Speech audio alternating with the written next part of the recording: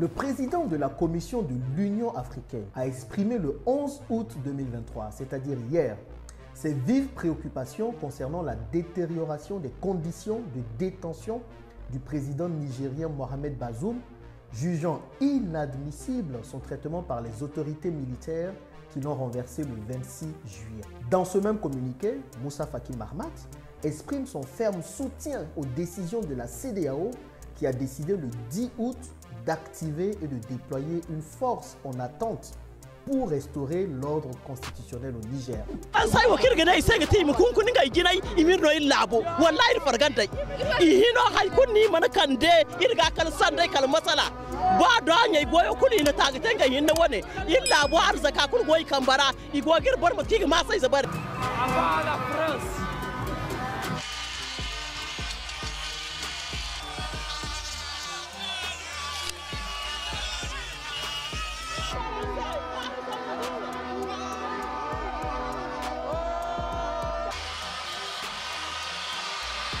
Hier, j'ai entendu un message de Alassane Ouattara.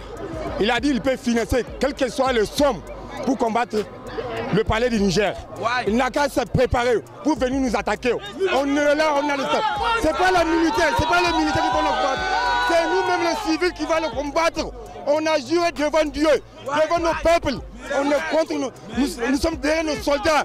Même si on va mourir, on le soutient demain. Il n'a qu'à se préparer, on l'attend au Niger, il n'a qu'à venir. La CEDEAO avait donné un ultimatum au président Tiani de quitter le pouvoir, sinon ils allaient attaquer le Niger. Bon, l'ultimatum est passé, on n'a pas eu d'attaque et la CEDEAO a décidé de se réunir le jeudi 10 août pour voir ce qu'elle allait faire. Et le jeudi 10 août, elle a décidé de se lancer et finalement d'aller attaquer le Niger dans le sens de pouvoir récupérer Tiani et de pouvoir réinstaller Bazoum. Bon, certaines voix, certains pays disaient non, il faut privilégier la voie du dialogue, il faut négocier. Et puis d'autres présidents, comme le président Alassane Ouattara par exemple, ont dit non, il faut utiliser la force. Question, pourquoi utiliser la force? Est-ce que la force est nécessaire là? Et là, nous avons l'Union africaine qui est un peu l'instance qui réunit tous les pays africains et militer pour les intérêts des pays africains. Mais là, l'Union africaine dit on soutient la CEDEAO. Allez-y intervenir au Niger parce que la vie de Mohamed Bazoum est en danger. Voici la raison qu'il donne pour une intervention militaire au Niger. Un sommet de la communauté économique des États d'Afrique de l'Ouest qui a donné son feu vert à une possible intervention militaire pour rétablir dans ses fonctions le président Mohamed Bazoum. Donc vous pensez que la vie de Bazoum est plus importante que la vie de millions de Nigériens à qui aujourd'hui on est en train de donner des sanctions économiques. Les banques sont en train d'être fermées, ils ne peuvent pas retirer au-delà d'un certain montant. Les frontières sont en train d'être fermées, donc il y a un problème de circulation de marchandises. Donc on préfère laisser le peuple nigérien mourir parce qu'une intervention militaire va forcément impliquer des morts collatérales. Donc on préfère laisser des Nigériens mourir pour aller sauver Mohamed Bazoum parce que les conditions de sa détention, et c'est ce qui est dit, se détériorent. Bon, cela fait poser plusieurs questions. Déjà la première, la vie d'une seule personne est-elle plus importante que la vie de millions d'autres personnes? Parce qu'aujourd'hui, il y a des millions de Nigériens qui supportent le président Tiani et la force aujourd'hui qui est au pouvoir au Niger. Donc ça veut dire que quoi? Que pour pouvoir réinstaller cette personne, Bazoum, on est prêt à tuer toutes ces personnes qui soutiennent aujourd'hui la force qui est au pouvoir et en exercice au Niger. Question. Et la deuxième question c'est, vous pensez vraiment que la vie de Mohamed Bazoum est en danger? Vous pensez vraiment que Tiani est aussi... J'ai pas envie de dire bête, mais Tiani va se permettre d'aller mettre en danger la vie de Bazoum avec le monde entier qui le regarde, sachant que ça peut être une excuse pour que finalement il y ait une intervention militaire. Non. Et d'autres questions, et ce sont les plus importantes, mais où était l'Union africaine avant alors? Mais c'est ça qu'on se pose. Parce que quel est le rôle d'abord de l'Union africaine? C'est déjà ça qu'il faut voir. L'Union africaine joue un rôle vital dans le maintien et la promotion de la paix. Donc, maintien et promotion de la paix, cela veut dire on évite la guerre. Et quand on évite la guerre, on utilise toujours des négociations pour régler les conflits. Donc, l'Union africaine est censée jouer un rôle vital dans le maintien et la promotion de la paix, de la stabilité sur le continent africain. dans la mise en œuvre des stratégies de réforme et d'action pour la réduction de la pauvreté et dans la réalisation du développement et du redressement de l'Afrique. Aujourd'hui, le Niger est le 8e pays le plus pauvre en Afrique, sinon le 7e pays le plus pauvre en Afrique. Aujourd'hui, 90% des Nigériens vivent sous le seuil de pauvreté.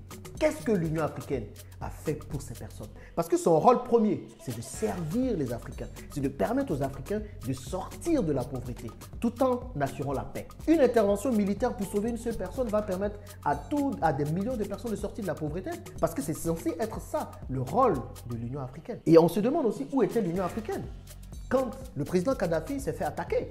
Parce que clairement, il s'est fait attaquer, il s'est fait dépoussiérer, il s'est fait tuer par les personnes que nous connaissons. Donc, qu'a fait l'Union africaine? Donc, quand il y a des forces qui viennent de l'extérieur, parce que le rôle de l'Union africaine, c'est d'assurer la paix aussi et la sécurité de ses habitants, des Africains. Donc, quand on est attaqué de l'extérieur, l'Union africaine ne fait rien. Qu'a fait l'Union africaine quand les djihadistes sont venus attaquer le Mali, attaquer le Burkina? Ils sont dans le Sahel, l'Union africaine n'a rien fait. On est allé appeler la France pour que la France vienne agir dans le Sahel. L'Union africaine n'a rien fait. Et là, maintenant que la vie d'une personne est censée être en danger, l'Union africaine dit non. Il faut qu'on vienne, il faut qu'on intervienne. Parce que non, sinon c'est compliqué. Sinon le monsieur, oh le pauvre Bazoum qui souffre tant, il va perdre la vie. Voici le vrai visage de ceux qui nous dirigent. C'est pour ça quand vous êtes plusieurs à me dire, mais Jean-Yves, tu parles de tout mais tu ne t'attaques pas au chef d'État. J'ai envie de vous dire qu'ils ont d'autres agendas. Tant qu'ils sont mis là par d'autres personnes qui tirent les ficelles dans le secret, on peut parler comme on veut, on peut dire ce qu'on veut, vous allez comprendre qu'ils vont faire ce qu'ils veulent parce qu'ils servent les intérêts de d'autres personnes. C'est comme si vous prenez une entreprise, vous avez des investisseurs et vous avez les employés. Les investisseurs, ils mettent le CEO, le PDG de l'entreprise à la tête de l'entreprise. Ce sont les investisseurs, les shareholders, les actionnaires qui payent le chef d'entreprise. Vous pensez que le chef d'entreprise, il va faire l'affaire de qui? Des employés? Ils s'en foutent des employés. Le chef d'entreprise, il veut plaire aux investisseurs, aux ceux qui l'ont mis là.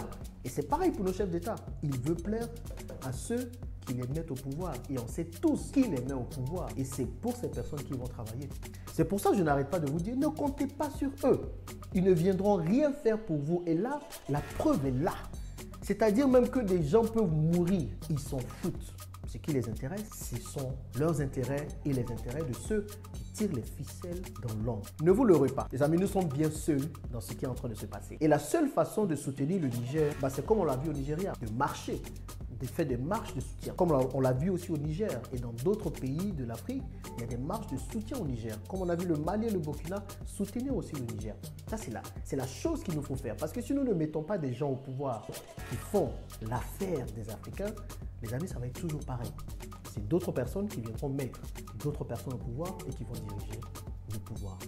Je vous laisse avec cette intervention du ministre des Affaires étrangères malien qui a très bien résumé en fait pourquoi ni la CEDEAO ni l'Union africaine devraient intervenir en Afrique.